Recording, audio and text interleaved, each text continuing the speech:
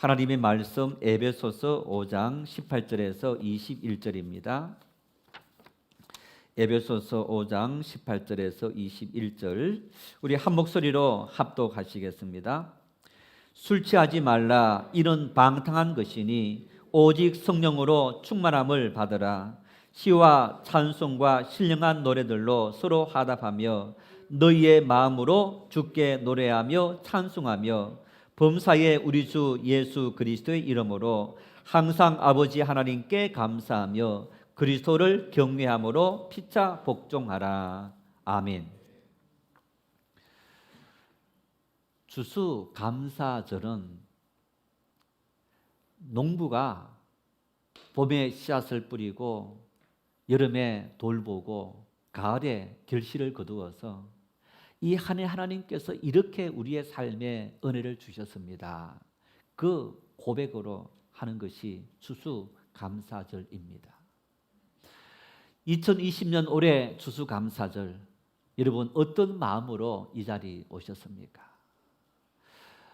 추수감사절 전혀 모르고 오신 분은 잘 없으실 테고, 추수감사절 헌금도 준비하면서 어쩌면 우리 마음속에 하나님, 올해는 거두드린 수확이 아무것도 없습니다.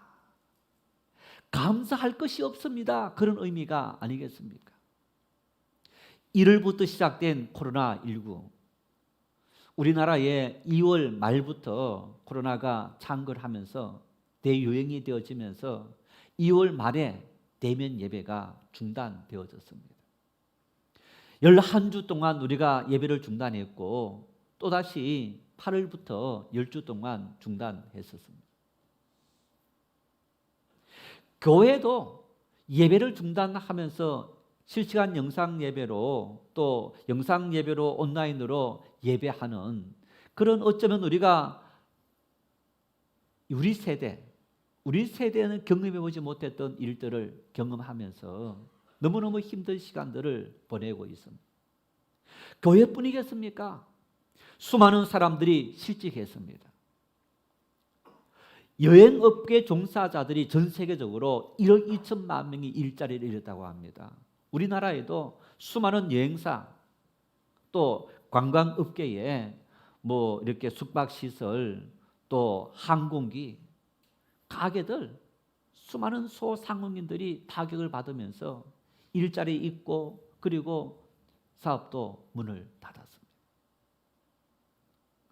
삼성전자를 비롯해서 몇몇 기업들은 잘 사업이 되고 있지만은 대다수의 수많은 서민들의 삶들은 너무너무 팍팍해졌고 어려워진 그런 시대를 살아가고 있습니다.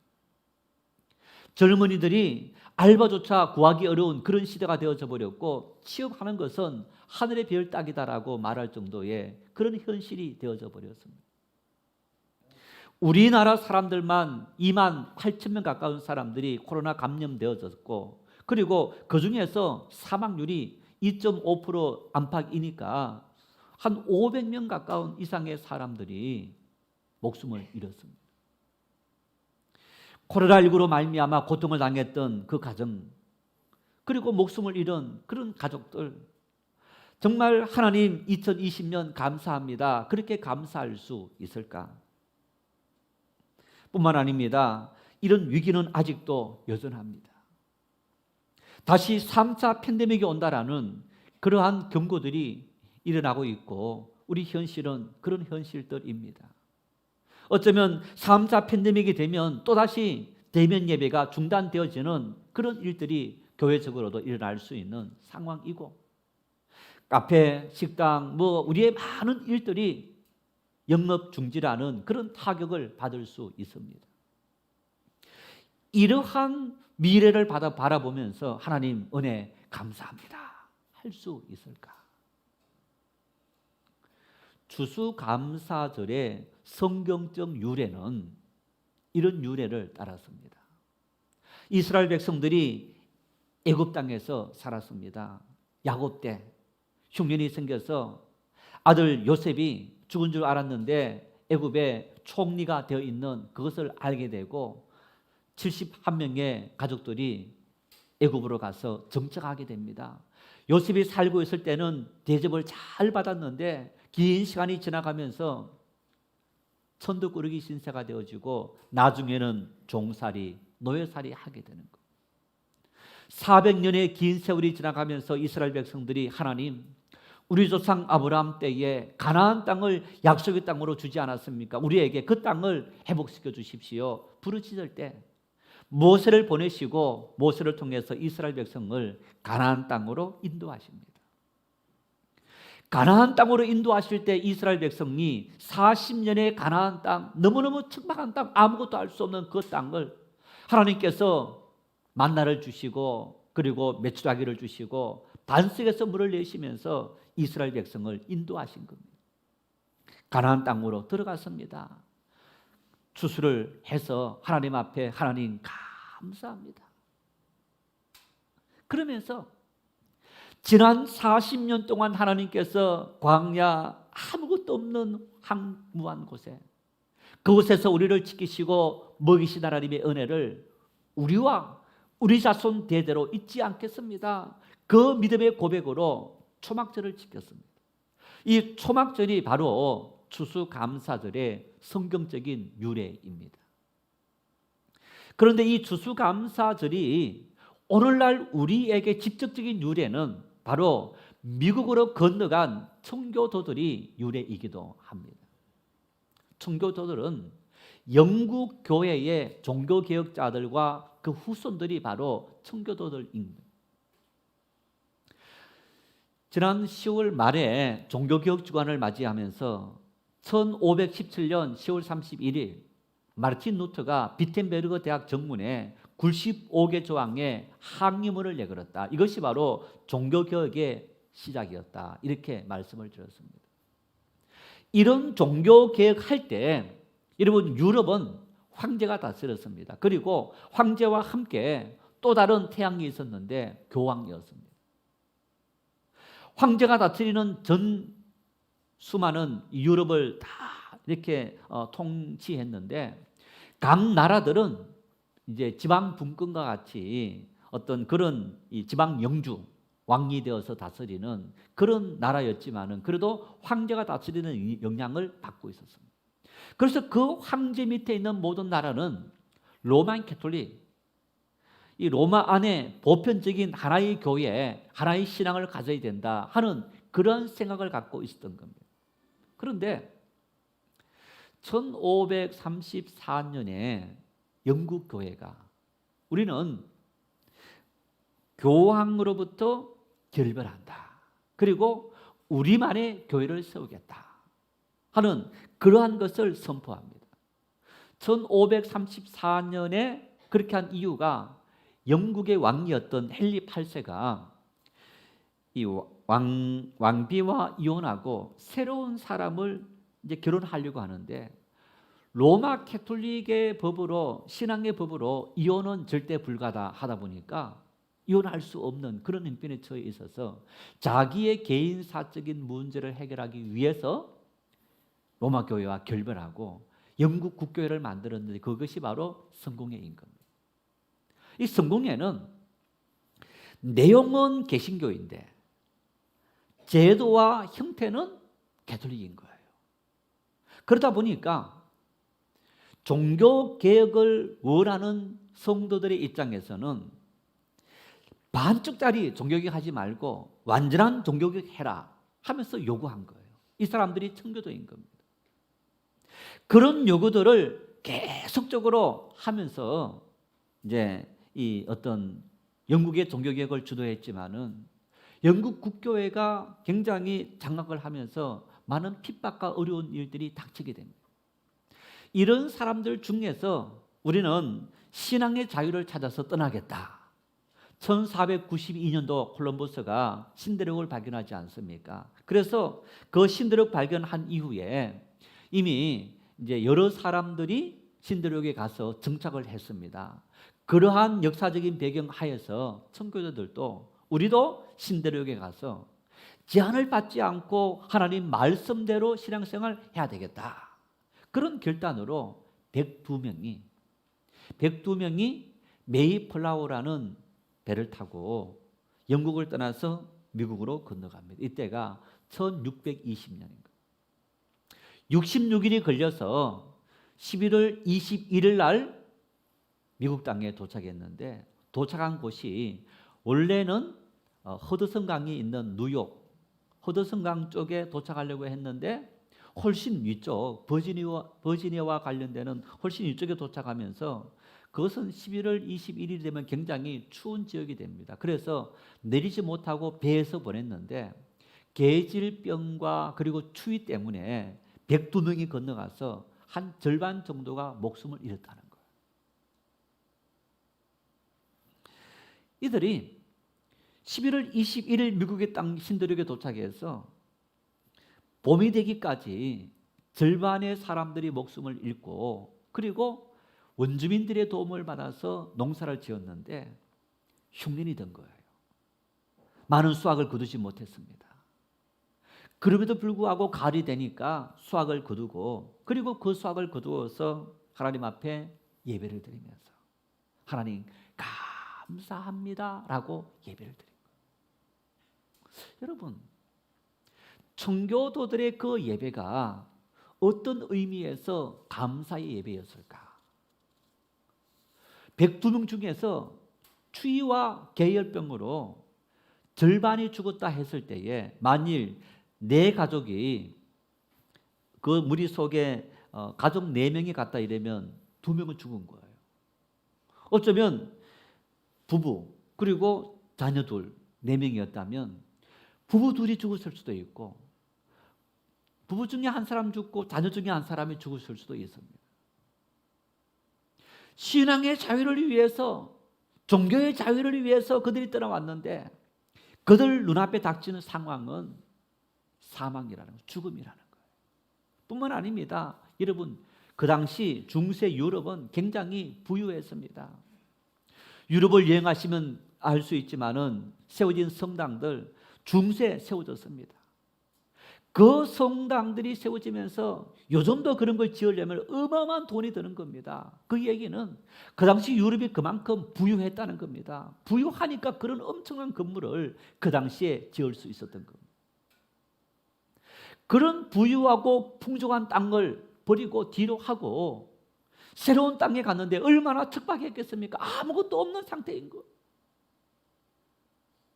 새로운 땅에서 농사를 지었지만 흉년 때문에 거둬들이는 것도 얼마 없는 거예요. 굶주린 배를 움켜잡을 수밖에 없는 그런 상황이었던 겁니다. 이런 상황 속에서 무엇이 그들로 하여금 하나님의 은혜에 감사합니다라고 하면서 주수 감사 예배를 드렸을까? 그들에게 무엇이 있었기 때문에, 그들이 무엇 때문에 그런 감사를 할 수 있을까? 사람은 동물과 다른 점이 있습니다. 이성적인 사고를 하는 존재가 사람입니다. 여러분, 사람은 단순히 떡을 위해서, 빵을 위해서만 살아가는 존재, 본능적인 어떤 인간의 육체적인 본능을 추구하는 그런 존재가 아니라 그것을 뛰어넘는 이성을 가진 이성적인 생각을 하는 존재인 겁니다. 청교도들은 목숨을 내놓고 우리 목숨이 사라진다 할지라도, 죽을지라도 우리는 신앙의 자유를 마음껏 누리며 하나님 앞에 마음껏 예배하는 그런 삶을 살겠습니다. 이것이 우리의 삶의 최고의 가치라는 겁니다. 어쩌면 세상적으로는 코로나19에 대면 예배를 끝까지 주장하고 강조해서 사회적으로 비난을 받았던 그런 사람들도, 그런 교회들도 있습니다. 여러분, 그분들은 우리가 참 같은 형제로서 비난할 수 없는 것이, 정말 내 목숨을 잃는다 할지라도 하나님을 예배하는 일이 우리에게 가장 중요한 일입니다 라는 그들의 신앙의 고백이기도 합니다. 물론 우리는 하나님의 사랑을 세상에 실천해야 될 그리스도인들입니다. 우리가 세상 속에서 이웃들과 함께하는 그런 존재들이기 때문에 그들의 아픔이 우리 아픔이고 우리 아픔이 그들의 아픔이고 함께 공생공존해야 되는 존재이기 때문에 우리가 목숨이 두려워서 예배를 중단했던 것이 아니라 그런 어떤 함께하는 세상 속에서 사회적인 책임을 감당하기 위해서 우리는 물론 예배를 중단했습니다. 그러나 우리에게 하나님을 믿고 섬기는 이 가치는 우리의 돈보다도 건강보다도 심지어 목숨보다도 더 중요합니다 했던 그 신앙의 고백이 청교도들의 고백이었고, 그리고 오늘 우리의 고백이 아닌가 싶습니다. 오늘 우리 역시 마찬가지입니다. 서두에 말씀을 드린 것처럼 코로나19로 말미암아 너무너무 힘든 상황 속에서 여러분, 우리가 이 추수감사주의를 맞이하면서 하나님 앞에 감사합니다. 제가 아무리 생각해도 본래적인 의미의 추수감사절, 하나님께서 넘치도록 복을 주어서 우리가 하나님 앞에 힘껏 예물 드리며 감사합니다, 이런 감사의 의미를 새길 수가 없었던 겁니다. 그런데 지금까지 말씀을 들었던 것처럼 여러분, 믿음의 사람들이 감사했던 것은 풍족이 넘쳐서 감사한 것이 아닙니다. 모든 것이 형통해서 감사한 것이 아닙니다. 그런 힘든 중에, 어려운 중에도 하나님께서 함께 하시고 지켜주시고 여기까지 인도하신 에베네셀 하나님, 그 하나님 앞에 감사했던 겁니다. 코로나19 때문에 이런 것도 있습니다. 그런데 여러분, 이런 것은 뭡니까? 돈을 잃었습니다. 직장을 잃었습니다. 그런데 지금의 이런 경제적인 위기가 과거 우리 6.25 전쟁, 보릿고개, 그리고 가난했던 시절 그때의 경제적인 위기보다 더 어렵습니까? 1998년 IMF 때에 얼마나 힘들었습니까? 어쩌면 그러한 위기보다 지금은 그래도 힘든 분들은 더 힘든 분들도 있겠지만 사회 전체적으로는 덜 힘들다라고 생각할 수 있는 그런 상황인 것. 만일 힘들다면 여러분, 지금 전세값, 아파트값 이렇게 폭등하지 않습니다. 돈은 차고 넘치는 거예요. 일부의 정말 힘든 분들은 힘들어서 길을 펴지 못하는 그런 상황 속에 있지만은 그래도 우리가 굶어 죽지 않는 그런 상태이면 분명합니다. 이런 것이 있다면 여러분, 우리 경제적인 손실은 일어난 그런 분들이 있습니다. 또 직접 감염되어서 목숨 잃은 분들도 물론 있습니다. 그런데 이 코로나19로 말미암아 이런 것만 있는 것이 아닙니다. 많은 것을 얻었습니다. 보십시오. 우리나라 남성들, 직장생활 하시는 분들 퇴근하면 바로 집으로 옵니까? 그런 분위기가 많이 좋아졌지만은 그래도 회식한다, 친구 만난다 하면서 한잔하고 그러면서 늦게 다 들어오는 거예요. 코로나19로 말미암아 갈 데가 없어져 버렸습니다. 사람들 만나는 것이 기피되어졌습니다. 다 일찍 들어옵니다. 저녁 시간이 여유로워졌습니다. 부모와 자녀가 만나는 시간들도 많아졌습니다. 그러면서 갈등들도 노출되었지만은 가족이라는 것은 함께 만나고 함께 어울리고 함께 대화하고 함께 식사하는 것이 가족인데, 그런 가족의 소중한 시간들을 보낼 수 있는 여유가 많아지게 된 겁니다. 우리가 하나님 앞에 교회가 대면 예배하지 못한 일들이 있었지만은 여러분, 만나서 우리가 서로 갈등과 다툼, 분쟁이 있었는데 이 대면 예배가 중단되어지고 소그룹이 중단되어지면서 우리의 만남이 얼마나 소중하다는 것을 우리가 가슴속에 깨닫게 되시는 많은 성도들이 있는 것을 볼 수 있습니다. 이런 것만 있는 것이 아니고 우리가 이처럼 얻은 것들도 굉장히 많다는 사실을 기억할 수 있기를 바랍니다. 바울 사도는 오늘 에베소 교회를 향해서 말씀하기 이전에 이미 데살로니가 교회 성도들 향해서 이렇게 말씀했습니다. 우리 데살로니가 전서 5장 18절 함께 읽겠습니다. 범사에 감사하라. 이것이 그리스도 예수 안에서 너희를 향하신 하나님의 뜻이니라. 오늘 본문 20절 함께 읽겠습니다. 범사에 우리 주 예수 그리스도의 이름으로 항상 아버지 하나님께 감사하며. 두 교회에 보낸 이 내용이 문장의 내용으로는, 의미로는 똑같습니다. 항상 모든 범사에 하나님 앞에 감사해라.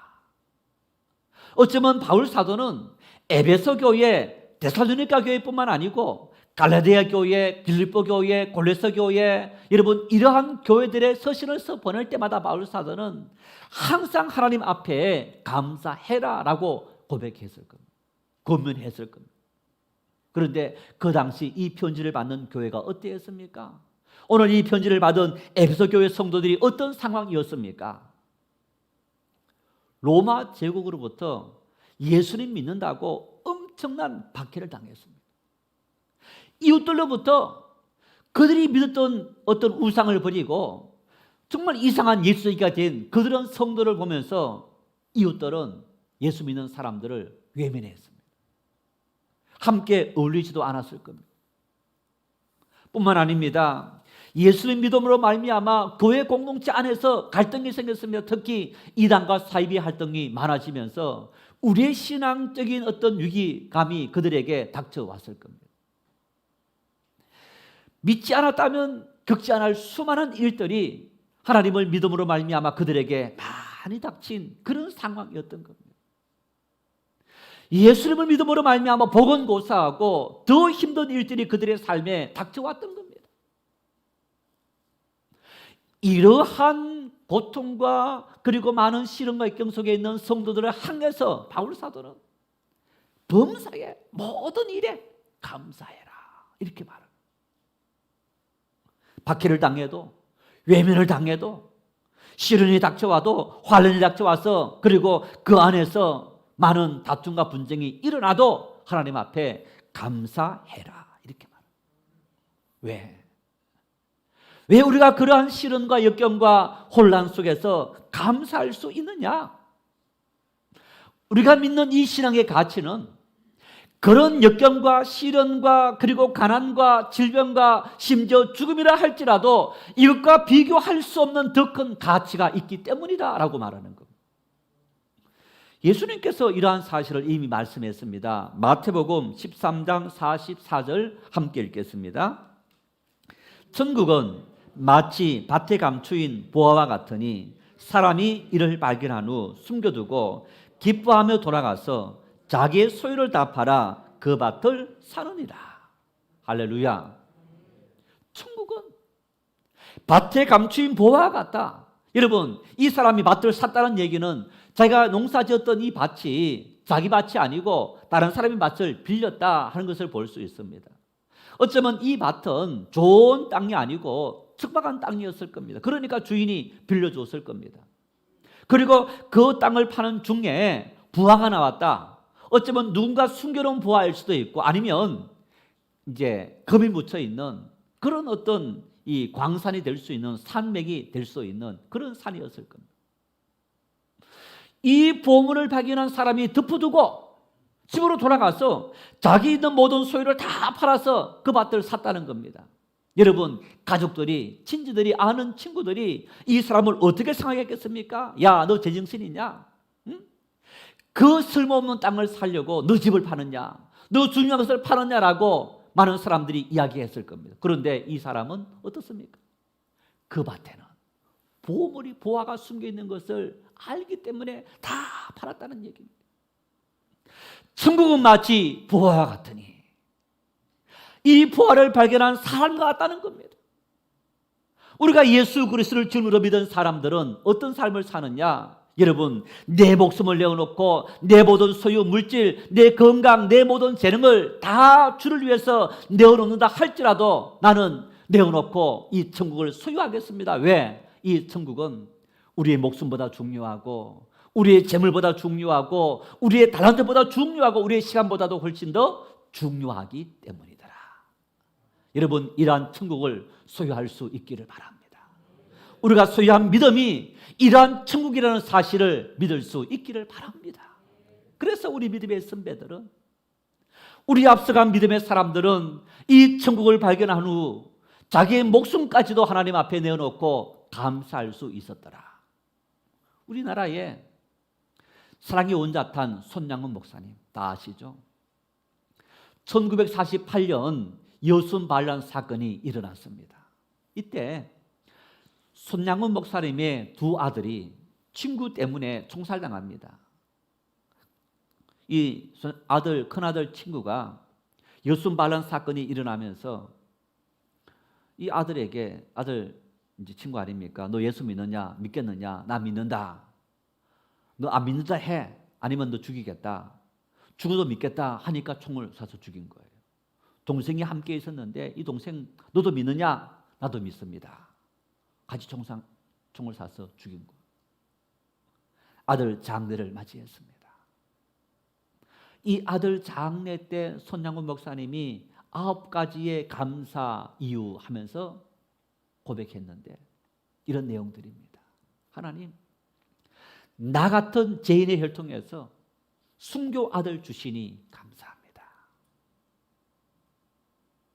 뿐만 아닙니다. 한 명의 순교도 감사한데 2명의 순교를 나에게 주시니 이 얼마나 복된 일입니까? 하나님 감사합니다. 내 아들이 미국 가려고 준비하고 있었는데, 미국 유학 가려고 준비하고 있었는데 미국보다 훨씬 더 좋은 천국 가게 하시니 감사합니다. 여러분, 손양훈 목사님은 여수의양은 한센병자들이 있는 곳에 가서 목회했습니다. 부모로부터, 가족으로부터 버림받은 사람들, 전염될 수밖에 없는 그러한 사람들이 있는 곳에 가서 목회했습니다. 하나님, 내가 다 포기하고 세상에서 버림받은 사람들이 있는 이곳에서 목회하는데 어떻게 나의 가정에, 나의 삶에 이러한 어처구니 없는 끔찍한 비극적인 일을 주십니까? 원망해야만 마땅했을 겁니다. 어떻게 한 명도 아니고 2명의 아들을 이렇게 죽게 만듭니까? 그런 하나님 앞에 감사는 커녕 원망과 그리고 나에게 돌아온 이 대가가 이것입니까? 라고 하나님 앞에 부러질 수밖에 없는 상황이었던 겁니다. 그런 상황 속에서 손양훈 목사님은 하나님의 은혜에 감사합니다. 왜? 예수님 말씀하신 것처럼 천국은 밭에 감수인 보화와 같아서 내 모든 소유, 심지어 이 생명까지 바쳐서라도 얻을 수 있다면 더 값진 것이 바로 천국이라는 사실을 깨달았기 때문인 거예요. 오늘 여러분들도 우리 모두 이런 천국의 보화를 발견할 수 있기를 바랍니다. 소유할 수 있기를 바랍니다. 그래서 이 천국을 소유한 우리에게 코로나19의 시련과 경제적인 문제와 질병의 문제, 여러 가지 많은 시련이 온다 할지라도 이 천국의 소망이 있기 때문에 능히 이기고 하나님 이길 수 있도록 인도하시는 은혜를 감사합니다. 내가 견딜 수 없다면 하나님 나라 나를 데려가시니 감사합니다. 그런 감사가 우리에게 넘칠 수 있기를 바랍니다. 어떻게 하면 우리가 감사할 수 있을까? 어떻게 하면 감사의 삶을 살아갈 수 있을까? 바울 사도는 에베소 교회 성도들에게 이렇게 고면합니다. 우리 18절 말씀을 함께 읽겠습니다. 술 취하지 말라. 이는 방탕한 것이니 오직 성령으로 충만함을 받으라. 우리 술 마시길 좋아하는 성도님들 이런 일을 하죠. 야, 성경을 봐라. 바울 사도께서 술 취하지 말라 했지 술 마시지 말라 했느냐? 맞습니다. 여러분, 이 성경에 술 마시지 말라 이런 말씀이 물론 없어요. 술 취하지 말라 한 거예요. 그런데 사실 이 말씀은 문자적으로 해석하면 안 됩니다. 바울 사도께서 그 당시 에베소 교회 당시에 성도들이 술 취해서 행설수설하는 그런 상황 때문에 이 말씀을 한 것이 아닐 겁니다. 여러분, 술 취한 사람의 특성이 어떻습니까? 이성을 잃어버리고 행설수설합니다. 무절제하고 방탕한 행동을 합니다. 무모한 행동을 합니다. 자기가 그렇게 해놓고도 모릅니다. 뻔뻔합니다. 나 기억 안 나 하면 끝나버립니다. 이게 술 취한 사람의 특성입니다. 그리스도 예수 안에 하나님을 믿는 믿음의 사람이 되었음에도 불구하고 너희들은 하나님을 믿지 않았던 과거에 술 취한 사람들처럼 방탕하고 무절제하고 무모한 사람을 왜 그렇게 살아가느냐? 그 삶에서 벗어나라. 이 의미가 있는 거예요. 하나님 믿었다면 우리가 믿는 사람의 삶을 살아가야 된다는 얘기입니다. 하나님을 믿지 않았을 때는 정죄하지 못하고 수단 방법을 다 동원해서 이기적인 삶을 살아갈 수 있었지만은 하나님을 믿게 되었다면 너희가 이타적인 삶을 살고 정말 목적을 위해서 그 목적에 맞는 과정과 절차를 밟아서 살아가는 그런 정직한 사람이 되라 라고 말씀하는데, 여전히 믿지 않는 사람들처럼 똑같은 행태를 보이는 그런 삶을 사는 것은 술 취한 사람의 모습과 다를 바 없다. 그래서 여러분, 바울 사도는 이렇게 말합니다. 하나님 없는 이전의 삶을 벗어버리고 믿음의 삶을 살기 위해서 우리에게 필요한 것이 뭐냐? 성령의 충만함을 입어라, 이렇게 말합니다. 로마서 7장 21절 말씀을 읽겠습니다. 그러므로 내가 한 법을 깨달았노니 곧 선을 행하기 원하는 나에게 악이 함께 있는 것이로다. 우리 마음에는 두 마음이 있다는 거예요. 하나는 악한 마음, 술 취한 마음, 하나님 믿기 이전의 마음, 죄의 마음. 반면에 새로운 마음은 어떤 마음이냐? 하나님의 은혜를 따라 살아가는 믿음의 마음, 성령의 인도함을 받는 마음이라는 거예요. 우리는 중간 지대는 없습니다. 둘 중에 하나인 거예요. 내가 그리스도를 믿음으로 새로운 마음을 입고 살기 위해서는 성령의 충만함을 받아야 되고, 성령 충만함을 받지 못하면 우리는 여전히 옛날 죄의 습성 안에서 술 취한 사람의 삶을 살아가고 있다는 얘기입니다. 내가 그리스도 안에서 감사의 삶을 살기 위해서, 모든 범사에 하나님 앞에 감사하는 삶을 살기 위해서 어떤 삶을 살아가야 되느냐? 성령 충만함을 입는 삶을 살아야만 우리는 감사할 수 있더라. 코로나19 이 험한 시대를 걸어오면서 하나님 감사합니다. 누가 감사할 수 있을까? 성령의 충만함이 임하는 사람은 감사할 수 있습니다. 시련 중에도, 역경 중에도, 가난 중에도, 질병 중에도 하나님의 뜻과 섭리가 있고 나를 빚으신 하나님의 섭리가 이 속에 있습니다. 그 믿음 때문에 감사할 수 있는 거예요. 그러나 성령의 충만함이 없고 아직 여전히 죄의 습성 아래 있는 사람들, 술 취한 상태에 빠져 있는 성도들은 원망하는 거예요. 왜 하나님을 믿는 나에게 고통을 주십니까? 환난을 주십니까? 시련을 주십니까? 어려움을 주십니까? 왜 하나님의 교회가 어려워집니까? 라고 원망하게 되는 거예요. 아닙니다. 하나님은 시련 속에 우리와 함께 하십니다. 역경 속에 우리와 함께 하십니다. 불 가운데 던져졌을 때 하나님께서 우리와 함께 하시고 우리를 그 불가운 시련 중에 돌보시고 인도하시는 줄 믿으시기를 바랍니다.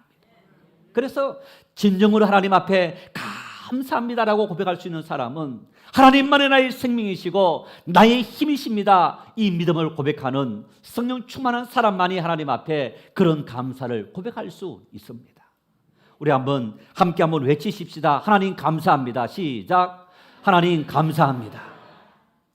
매일 살아갈 때, 힘들 때마다, 어려울 때마다, 그리고 하나님 앞에 그 순간순간마다 감사합니다, 이 고백을 하면서 우리 믿음을 고백하면 하나님께서 우리와 함께 하시고 우리를 붙잡아 주신다는 사실을 기억하고 늘 감사하는 믿음의 사람들이 다 될 수 있기를 축원합니다.